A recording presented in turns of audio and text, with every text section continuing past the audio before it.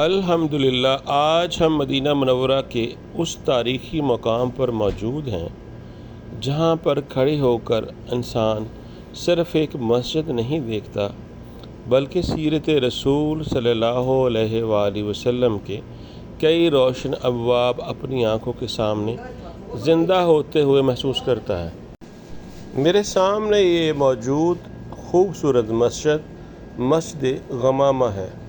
اگرچہ بہت سے زائرین مسجد نبوی میں حاضری دیتے ہیں لیکن ان میں سے بہت کم لوگ جانتے ہیں کہ مسجد نبوی سے چند قدم کے فاصلے پر ایک ایسی مسجد موجود ہے جہاں رسول اللہ صلی اللہ علیہ وآلہ وسلم نے عیدین کی نمازیں ادا فرمائی، یہاں بارش کے لیے اللہ تعالیٰ کے حضور دعا کی، اور یہی وہ مقام ہے جسے تاریخ نے غمامہ یعنی بادلوں والی مسجد کے نام سے یاد رکھا ہے۔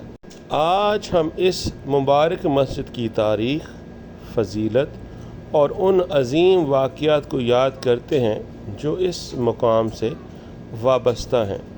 مسجد غمامہ کا نام مسجد غمامہ کیوں رکھا گیا؟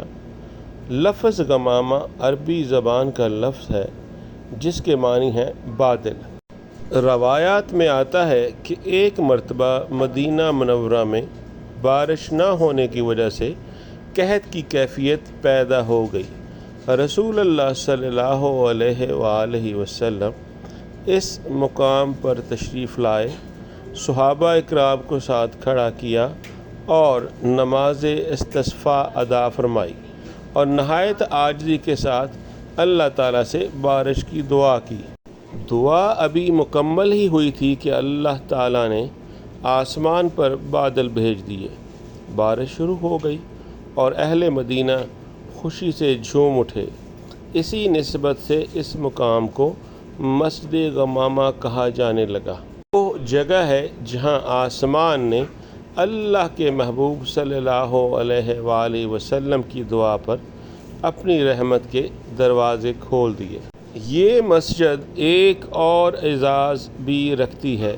تاریخی روایات کے مطابق رسول اللہ صلی اللہ علیہ وآلہ وسلم نے مدینہ منورہ میں کئی مرتبہ عید الفطر اور عید الاضحیٰ کی نمازیں اسی کھلے میدان میں ادا فرمائی ہیں جہاں بعد میں مسجد غمامہ تعمیر کی گئی۔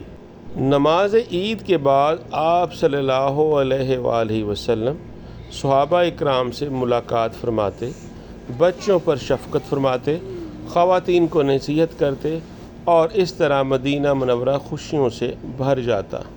ذرا تصور کیجئے، وہی میدان، وہی آسمان، صحابہ اکرام کی قطاریں اور درمیان میں رحمت عالم صلی اللہ علیہ وآلہ وسلم امامت فرما رہے ہیں۔ آج بھی جب کوئی زائر اس مسجد میں داخل ہوتا ہے تو دل میں یہی خیال آتا ہے کہ شاید یہی وہ جگہ ہے جہاں کبھی تکبیرات عید کی آوازیں رسول اللہ صلی اللہ علیہ وآلہ وسلم کی زبان مبارک سے بلند ہوئی تھیں۔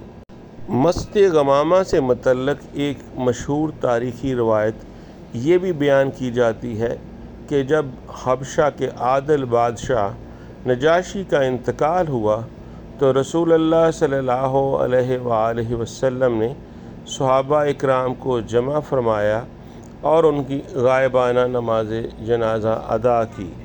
رسول اللہ صلی اللہ علیہ وآلہ وسلم کے زمانہ میں یہاں مستقل عمارت موجود نہیں تھی بلکہ یہ عیدگاہ اور نماز استسقاء کا کھلا میدان تھا۔ بعد کے ادوار میں اس جگہ کی اہمیت کو محفوظ رکھنے کے لیے مسجد تعمیر کی گئی۔ اموی دور میں ابتدائی تعمیر ہوئی، پھر عباسی دور میں اس کی مرمت کی گئی، جبکہ عثمانی دور میں اسے خوبصورت پتھروں، محرابوں اور گنبدوں کے ساتھ نئی شان دی گئی۔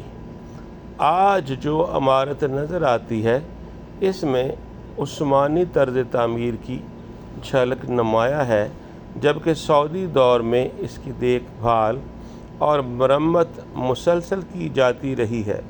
اگر آپ اس مسجد غمامہ کو غور سے دیکھیں تو اس کی سادگی ہی اس کا حسن ہے۔ یہاں سیاہ آتشیں پتھر بڑی ترتیب کے ساتھ قدرتی انداز میں تراش خراش کے بعد استعمال کیے گئے ہیں۔ محرابیں عثمانی فن تعمیر کی خوبصورت مثال ہیں، جبکہ گنبد اور چھت کا انداز اس مسجد کو مدینہ منورہ کی قدیم مساجد میں ممتاز بناتا ہے۔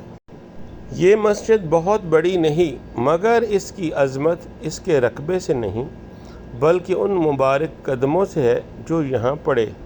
جب بھی آپ مسجد نبوی کی زیارت کے لیے آئیں تو صرف چند منٹ نکال کر مسجد غمامہ ضرور آئیں۔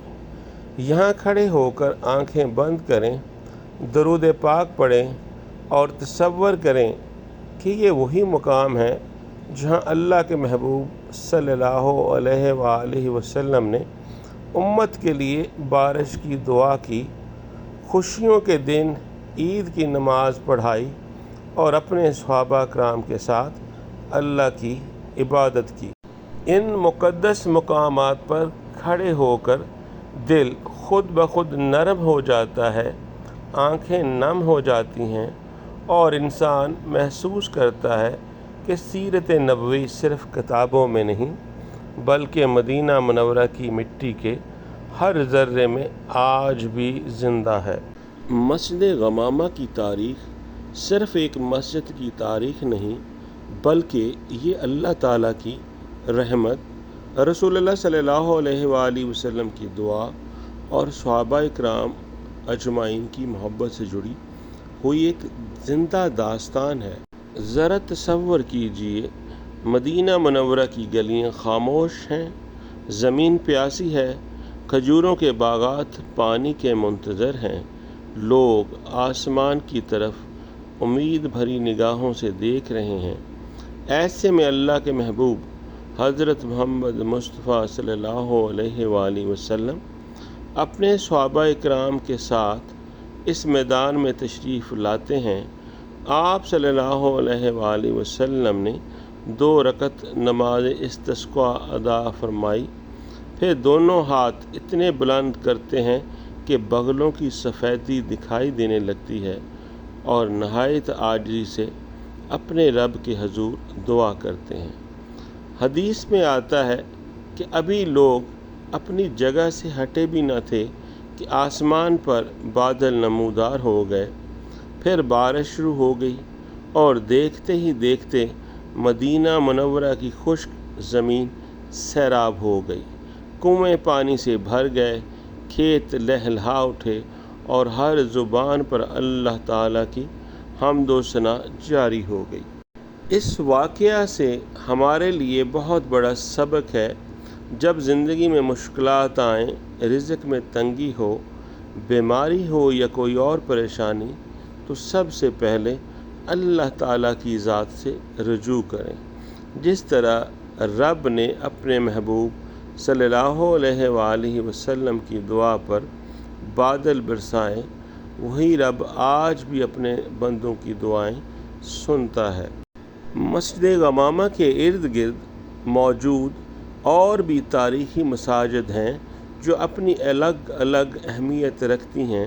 یہاں قریب ہی مسجد ابو بکر صدیق رضی اللہ تعالیٰ عنہ ہے، اس کے بعد مسجد علی بن ابی طالب ہے۔ روایت کے مطابق خلفائے راشدین نے بھی عید کی نماز انہی مقامات کے قریب ادا فرمائی، جس سے اس پورے علاقے کی تاریخی اہمیت اور بھی بڑھ جاتی ہے۔